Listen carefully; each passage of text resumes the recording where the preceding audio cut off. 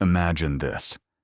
You're a 15-year-old girl who's been attacked by a stranger who chopped off both your arms with a hatchet, then threw you down a 30-foot cliff to die. Blood is pouring from horrific wounds.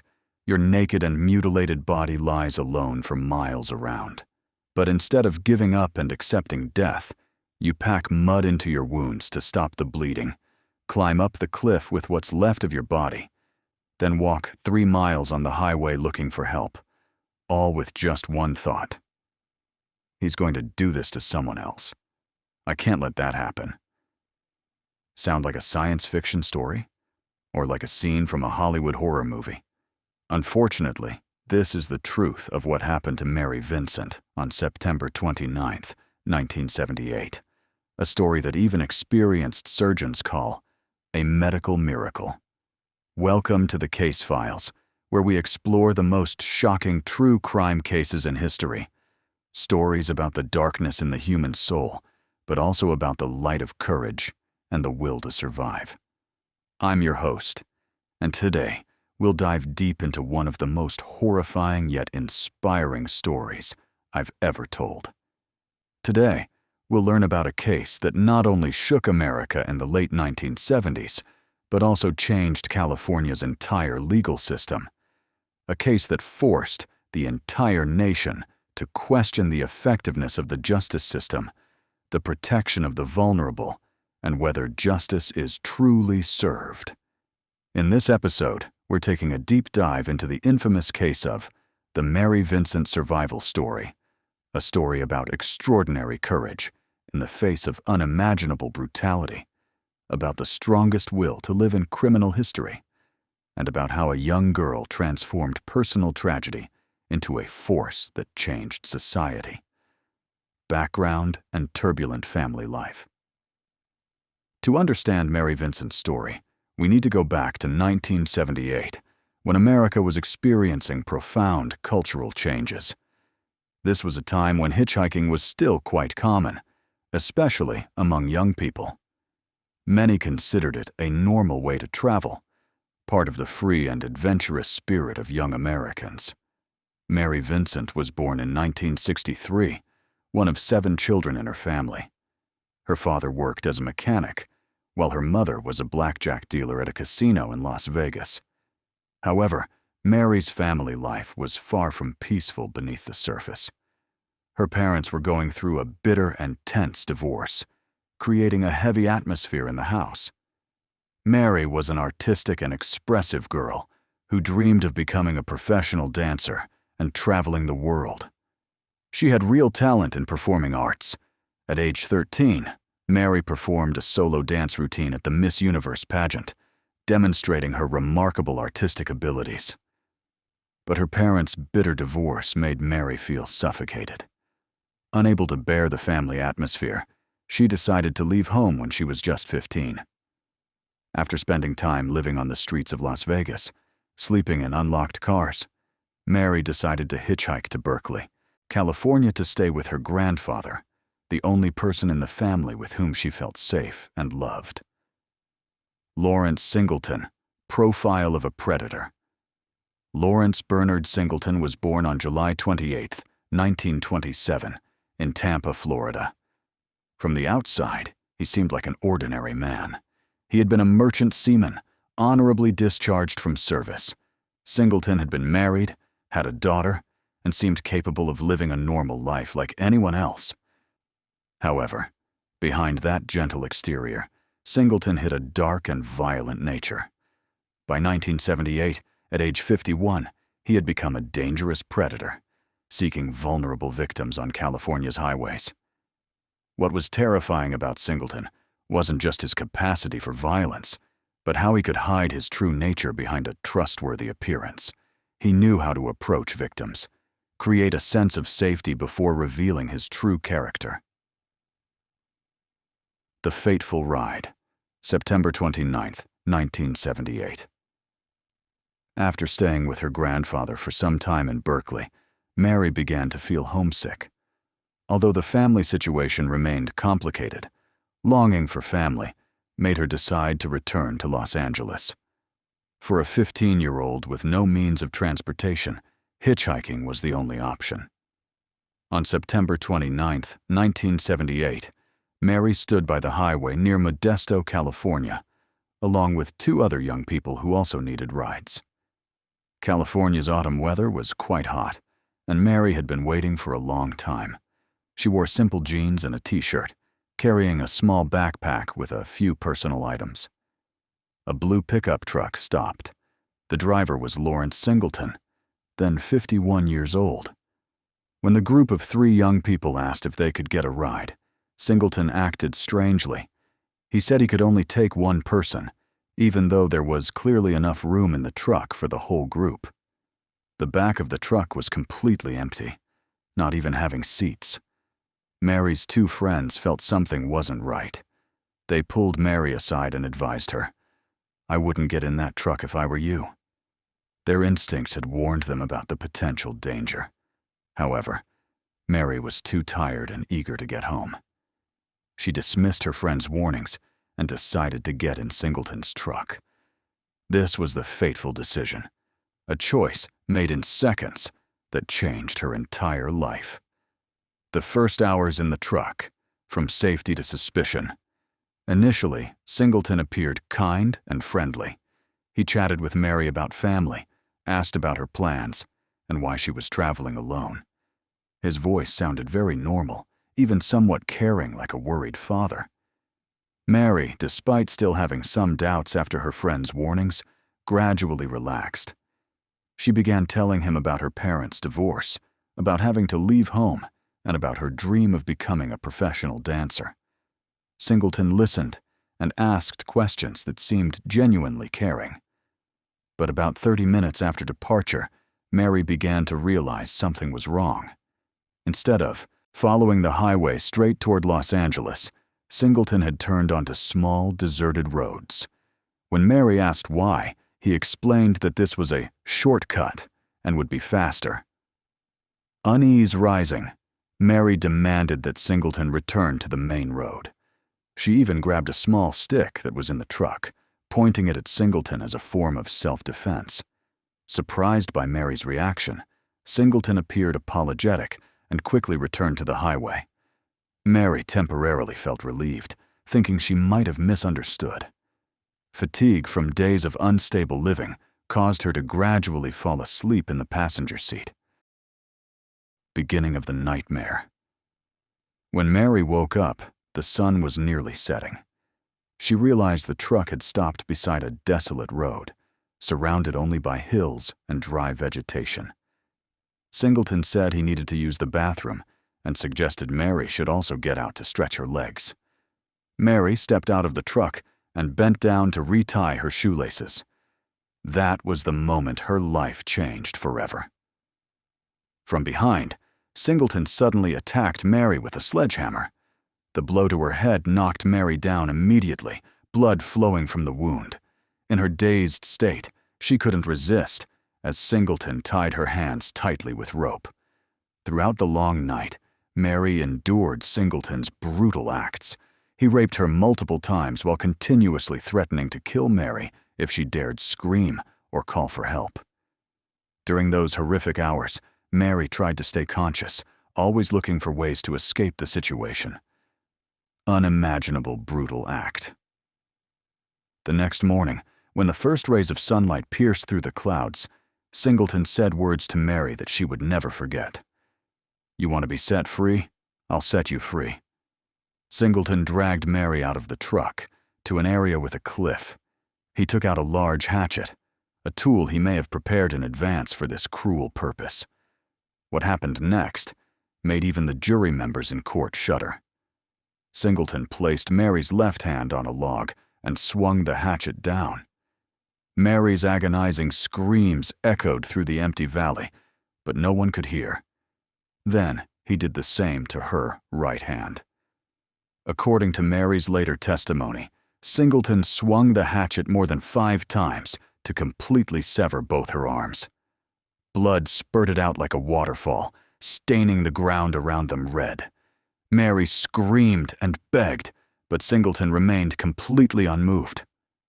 After committing this brutal act, Singleton threw Mary's mutilated body down a cliff about 30 feet high, equivalent to 9 meters. He was confident that Mary would die from blood loss or the fall, and evidence of his crime would never be discovered. Extraordinary fight for survival. Lawrence Singleton drove away, completely believing he had erased all traces and Mary was dead. But he was very wrong. When Mary regained consciousness at the bottom of the cliff, she faced horrific reality. She lay naked, blood streaming from the severed wounds on her arms, her body aching all over. According to doctors later, Mary had lost more than half the blood in her body, and what remained was poisoned. But instead of giving up, Mary heard a strong voice in her head. "I can't sleep. He's going to do this to someone else. I can't let that happen." With extraordinary survival instinct, Mary did what doctors later called unbelievable. First, she packed mud into the open wounds to slow the bleeding, an instinctive but extremely smart action. Then, with her intact legs and what remained of her arms, Mary began the journey, climbing up the 30-foot cliff. Each climbing step caused extreme pain, but she didn't stop. Journey-seeking help. After more than an hour, Mary finally climbed up to Interstate 5. She began walking, naked, bloody, holding up what remained of her arms to prevent further bleeding, and also so drivers could see she needed help. However, the scene was so horrific that most cars didn't dare stop. Some drivers might have thought this was a movie scene. Others were too frightened to intervene. Mary continued walking, each step a test of will. She had walked nearly 3 miles, about 5 kilometers in those horrific conditions. Finally, a young couple on their honeymoon who had gotten lost saw Mary. At first, they too were frightened and couldn't believe their eyes. But when they realized this was a real emergency, they stopped their car. The woman sat in the back seat so Mary could lie down, while the husband drove as fast as possible to the nearest hospital. They called an ambulance from a public phone, and Mary was taken by helicopter to the hospital. Investigation process and creating the portrait. As soon as she arrived at the hospital, despite being in critical condition, Mary insisted on cooperating with police. She knew that catching Singleton wasn't just about justice for herself, but also about preventing him from harming others. Mary described Lawrence Singleton with amazing accuracy. She clearly remembered his face, height, weight, hair color, even his voice, and how he dressed. As Mary later shared, "I described him like you would describe someone to a blind person." The police sketch artist worked with Mary for hours to create the most accurate portrait possible. The result was a drawing with amazing accuracy. When compared to the mugshot after arrest, the similarity was nearly perfect. Arresting Lawrence Singleton. The portrait was widely published in California media. Within just a week, one of Lawrence Singleton's neighbors recognized him and reported to police. When police came to search Singleton's house in Modesto, he had tried to erase all traces. The truck had been washed clean, the interior changed. However, forensic experts still found important evidence. In the truck, they discovered remnants of cigarettes Singleton smoked, fabric fibers from Mary's clothes, and most importantly, bloodstains that Singleton couldn't completely clean. DNA wasn't widely used then, but this physical evidence was strong enough. Historic trial of 1979. Lawrence Singleton's trial took place in extremely tense atmosphere. National media focused on the case, and the courtroom was always packed. Mary Vincent, then 16 years old, showed amazing courage by agreeing to testify. With newly fitted metal prosthetic arms, she entered the courtroom and faced directly the person who had caused her unspeakable pain. When asked to identify the perpetrator, Mary pointed straight at Lawrence Singleton with her metal hook replacement for her hand and declared in a clear, firm voice, "I was attacked, I was raped, and my hands were cut off. He used a hatchet, He left me to die." Mary's testimony lasted many hours, with details that made many in the courtroom shudder. She recounted every minute, every second of the nightmare, leaving out no detail. Singleton, throughout the trial, tried to defend himself by falsely accusing Mary of being a prostitute, claiming she had threatened him and that he was just the victim of false accusations. However, no one believed these shameless lies. The jury needed less than 4 hours to reach a decision. Lawrence Singleton was guilty of all charges, including rape, attempted murder, kidnapping, and assault with torture. Controversial sentence. Lawrence Singleton was sentenced to 14 years in prison, the maximum sentence under California law at that time. The judge in the trial declared, "If I had the power, I would sentence him to life." But the most outrageous thing wasn't the 14-year sentence, but the fact that Singleton only served exactly 8 years and 4 months before being paroled in 1987 for good behavior. When news of Singleton's impending release spread, waves of outrage rose throughout California. Not a single city or town would accept him as a resident. People organized protests everywhere with the slogan, "No Singleton here." Finally, Singleton had to live in a trailer placed right on San Quentin prison grounds until his parole period ended. Mary's new life, from victim to victor. While Singleton was in prison, Mary Vincent began the long and challenging journey of rebuilding her life. She underwent more than 30 surgeries to restore function and fit prosthetic arms. Although her dream of becoming a professional dancer was shattered, Mary found a new path to express herself: painting. She learned to paint with prosthetic arms, creating works focused on images of strong, optimistic women. Mary estimated she created about 4,000 art pieces since losing her hands. Most of the paintings were sold or donated, proving not only her artistic ability, but also her extraordinary optimistic spirit. Crime repeats, and Singleton's death. The worst prediction came true. On February 19, 1997, exactly 10 years after being released, Lawrence Singleton killed Roxanne Hayes, a mother of 3 in Tampa, Florida. Police found him in the house, covered in blood after stabbing the victim to death with a boning knife more than 12 times. Mary Vincent, upon hearing this news, declared to the press, "I feel devastated, because it had to happen again, before anyone realized he shouldn't have been released in the first place. If the justice system had done its job the first time, Roxanne Hayes would still be alive." This time, Lawrence Singleton was sentenced to death. However, before the sentence could be carried out, he died of cancer in prison in 2001. Mary Vincent becomes social activist. Mary not only healed herself, but also transformed her painful experience into a voice for other victims. She became a renowned national victims advocate. In 1997, when Singleton was tried for killing Roxanne Hayes, Mary volunteered to fly to Florida to testify against him once more. She used her influence to draw attention to legal loopholes. In 1998, Mary Vincent went to Washington, D.C. to testify in support of the No Second Chances for Murderers, Rapists, or Child Molesters Act before the U.S. Congress. Mary Vincent's story isn't just about extraordinary survival, but also about the transformative power of human will.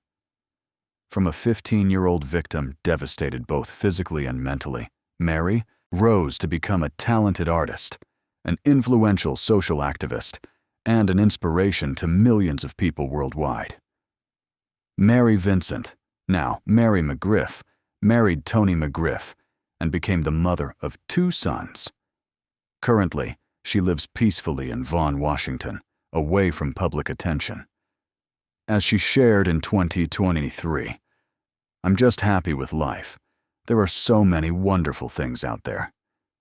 This case led to the passage of the Singleton Act in 1987 in California, mandating sentences of 25 years to life for crimes involving torture. This was an important legal change, born from Mary's pain, but that will protect countless other victims in the future. Mary Vincent's story reminds us of the importance of reforming the justice system, protecting the vulnerable, and never underestimating the power of human will. This is also a warning about being careful with strangers, while being a hymn about the amazing resilience of humans. If you find this story meaningful, please share it to honor Mary Vincent's courage and remind everyone of the importance of protecting victims of violence.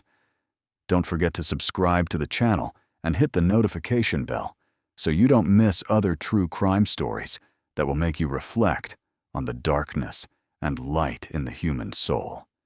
Thank you for following the case files. Mary Vincent proved that even in the darkest circumstances, hope and courage can still triumph. See you in the next episode.